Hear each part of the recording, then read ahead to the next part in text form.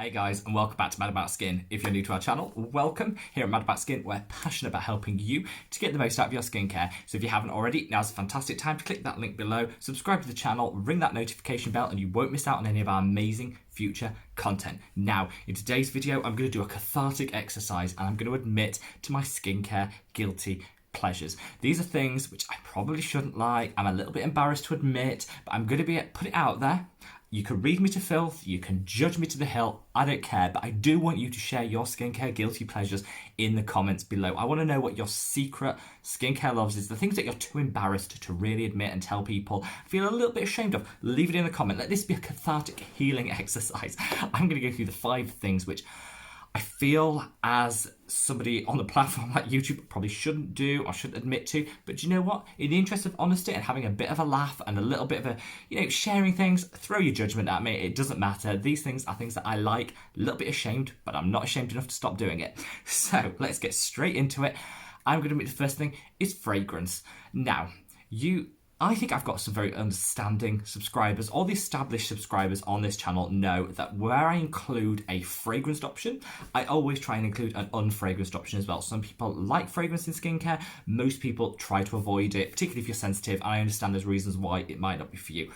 I love a nice smelling product. I shouldn't, and I know there's YouTubers out there, if you ever go over to Hiram, who I love and who is a fantastic YouTuber, so I was going to say check him out if you haven't, but who hasn't? Very anti fragrance. I know there's some other big, like Tati, if you ever see her, she's quite anti fragrance in skincare and things like that. So there's big YouTubers that really don't like the fragrance in skincare element. I really do like fragrance, and I like my products to smell nice. I want to jump into a shower and I want my cleanser to smell divine. I want everything I apply to smell like a spa. I want to be permanently on holiday and have that spa beach holiday scent around me. It is a guilty pleasure, and I have tried to cut back the amount of fragrance, and I definitely always tell you guys, watch out for fragrance. I mark products down because it's got fragrance in, and I'm a total hypocrite because just take the Aesop rose by another name body cleanser. The smell of that alone is enough to make me stand in my bathroom, not even doing anything, for 30 minutes, just taking in the scent, the aromas, and loving every minute of it. I really need to try out aromatherapy because I think that'd be right up my street, and I can't believe I've never done it. But fragrance, I've got to admit, yes, it can lead to sensitivity. Yes, you should cut it down. And if you are sensitive, definitely give it a miss. Burn a scented candle instead. Give fragrance in skincare a miss. But it's a total guilty pleasure of mine, and I absolutely love it. And I'm out there, I'm unashamed, and I know that some people really don't like it. I'm fine with that. For me, fragrance, I do love, and I'm going to continue to offer fragrance-free alternatives where I do offer and support a fragrance product, because I do know it's not for everybody.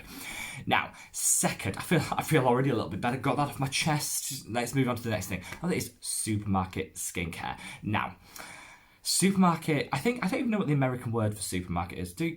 Leave me a comment below. Do you call it supermarket in the States? I don't even know. In the UK, supermarket, the big place where you go buy your groceries, basically have started coming out with skincare about 5 years ago, and I got hooked. There's some absolute lousy products, but there's some really, really good ones. My go-to is Lidl. If you live in the UK or Europe, if you go to Lidl, which is like the bargain basement, cheapest supermarket going, I don't buy any food there because I just haven't had great food experiences there. But their skincare is worth it for the trip alone. Like, I go to Lidl just to look at their skincare aisle. Their sunscreens are like £3, like $4, and are amazing. Their CN Q10 range, they do a night cream, they do a serum. Genuinely, my go-to antioxidant is a £2.49 antioxidant cream. It lasts like 2 months and is absolutely stunning. So if you haven't tried supermarket skincare, definitely try it.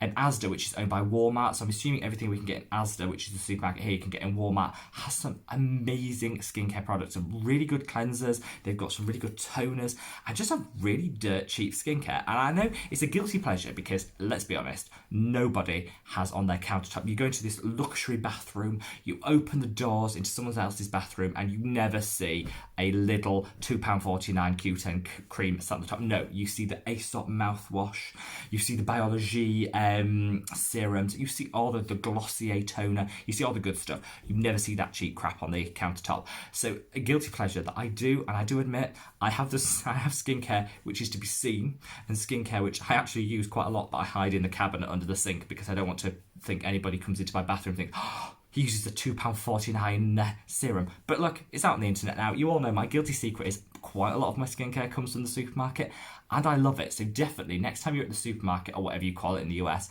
if you're over in the US, have a look in the skincare aisle, because there are some really good products there, and they are dirt cheap. I kind of see it as freeing up money for me to then spend on really bougie products, which really work for me. And if I buy like 5 years worth of cheap little Q10 serum, I can eventually save enough money to buy the Black Orchid mask, which is my absolute favourite and costs like $200. So, from Sicily. So I kind of see it as a bit of an offsetting exercise, but I have a guilty pleasure for the supermarket skincare. Now moving on to foaming cleansers. So I did a whole review on CeraVe cleansers, which I'll link up there if you haven't seen it already. I've also done a review on the Kylie Cosmetics foaming cleanser. I'll leave that on that. I didn't actually like that one that much, but I love foaming cleansers. Yes, they can be drying. The surfactants which go into it, so the thing that creates the foaming is basically a surfactant which is designed to make water and oil mixed together. It creates a lather, a foam, and that is what gives you the cleaning action in the product.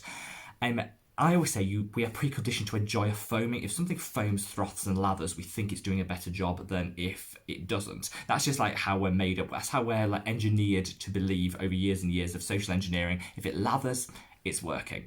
That isn't actually true. You can get just as good cleaning from a balm which never ever lathers. But as someone who grew up with acne and excess oil in their skin all their life, somehow there's some satisfaction to be derived from a foaming cleanser. Yes, they can be drying. Yes, they can strip the skin. Not all of them. There are some good ones, and the CeraVe one actually is really good. If you want to check out a foaming cleanser that won't dry, CeraVe, really great. But for me, as an oily skin person, I do really enjoy them. I use the Inculist Oat Cleansing Balm as my go-to day in, day out cleanser, but sometimes when I'm feeling particularly like greasy, it's been really hot outside, there is nothing better than going to your basin and really lathering on a foaming cleanser and washing the day away down the sink with some really good foaming action. It's not for everybody. It's a guilty pleasure of mine. I don't feel guilty about it. No, I don't feel guilty about it because there are some really good ones out there. And if you want a recommendation for a really good foaming cleanser, go for the CeraVe foaming cleanser because it's absolutely fantastic. My other guilty pleasure. We're on to number 4. I've got 5. Number 4 is British things. So if you haven't guessed from the slightly dodgy accent, I am from Britain and the UK is my home and I love everything British. So I do have a thing about if something has made in Britain on it, I'm like, oh, it's fantastic, slap it on, got to be the best product. Now I hope actually it's not a guilty pleasure because I hope everybody feels exactly the same about their country and products which are made there. We should all buy local, we should all support our local economies and our local businesses, absolutely all in favour of that. But just because something has a British flag slapped on it doesn't actually make it good. But in my head I don't quite realise that and I just keep buying it, think, oh, British must be good, yep, slap it on.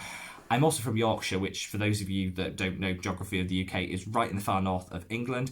And if, just before like you get to Scotland, that kind of bit, if it has Yorkshire on it, well, I won't have a bad word said about it. It could be the most toxic product known to man. And if it's got a Yorkshire flag on it, no, I won't hear a bad word said against it and I'll buy it in droves.